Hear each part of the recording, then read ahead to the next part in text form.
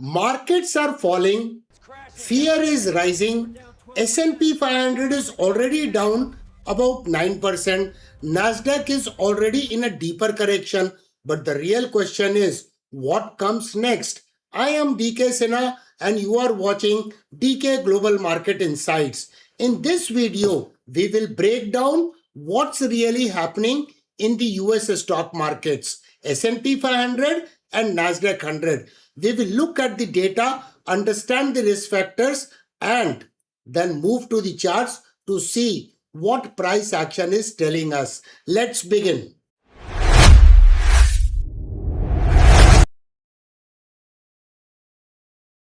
S&P 500 is already down approximately 9% from January 2026 peak. Nasdaq 100 corrected even more by around 12% down from the peak of October 2025. This is not a small pullback. This is a meaningful correction. Let us now check the market sentiment.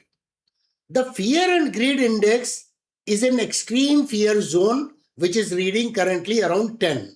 When markets enter the extreme fear, it usually means panic selling is already happening. If you look at the put call ratio, recently it peaked 2.92. Now it is at 0.75. Higher ratio is equal to more hedging or fear.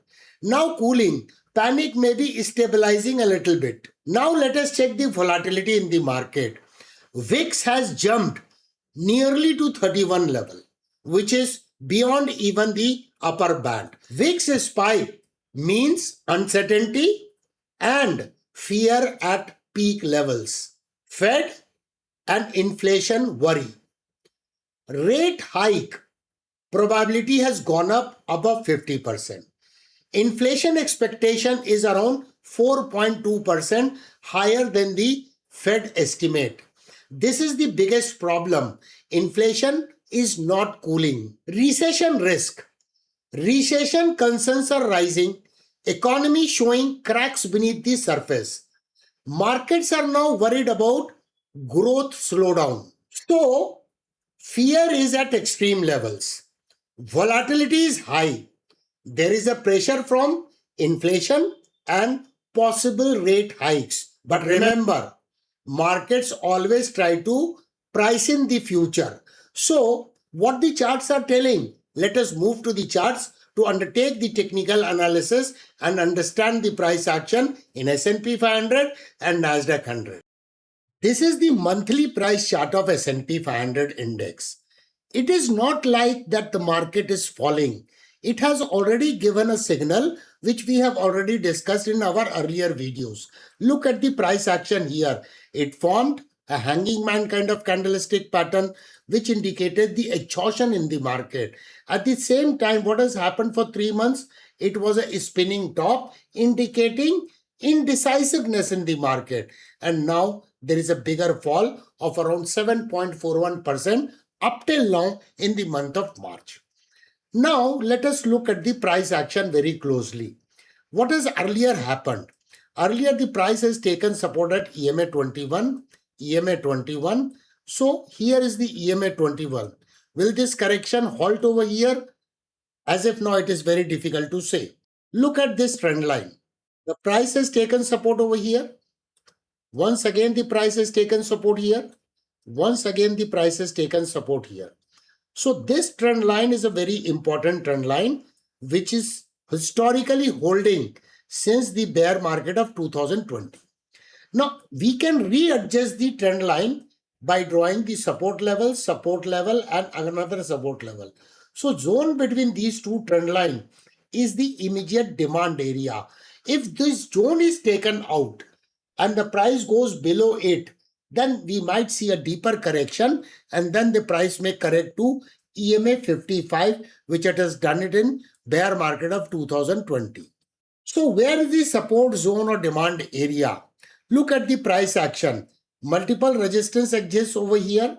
So this zone is very important demand area because earlier resistance is likely to act as the support zone. There is a confluence of these two trend lines also in this zone, and there is a confluence of EMA 21. This is the well-defined impulsive wave, starting from here and ending at around 7002, which is the all-time high for S&P 500, which it has made in January 2026. If you do the retracement analysis of this impulsive wave, the 38.2% level comes at around 6080 level. And look at this price action, the support area and the support area, the zone comes between 5968 to 6040. So the important zone is 5950 to 6000 is the immediate demand area. Look at the weekly price chart of S&P 500. It has already given a breakdown of EMA 55 over here. Although it has given a breakdown over here and then sharply recovered to make a new high. So this zone is very, very important zone, and there is a gap adjusting over there at 5580, which is a confluence of SMA 144 and a golden ratio also. If a deeper correction takes place, then it is likely to fill this gap and test the golden ratio at around 5500 level. And the next level of support below 5500 level is here. There is a gap down candle which ultimately buying has come.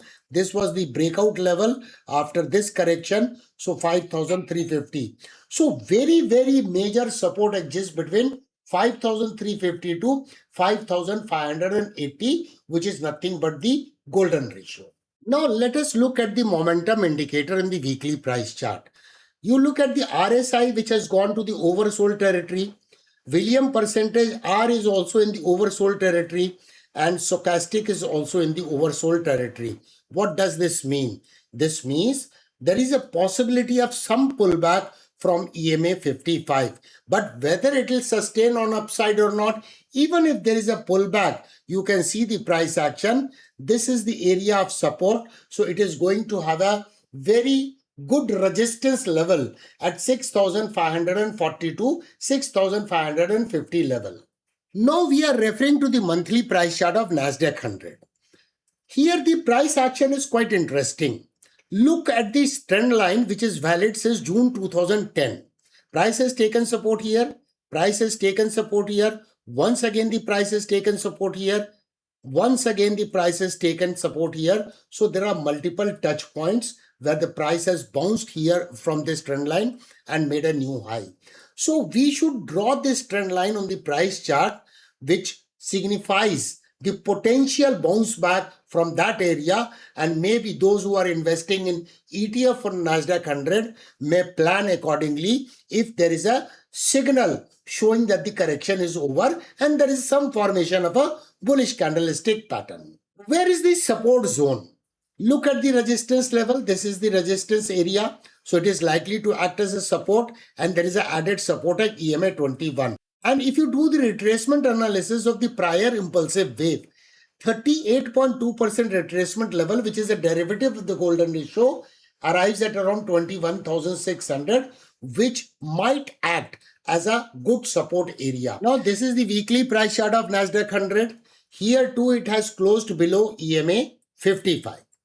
So it has not respected EMA 55 like it has respected over here. So there is a deeper correction certainly, because EMA 55 is not holding as if now. Look at the momentum indicator.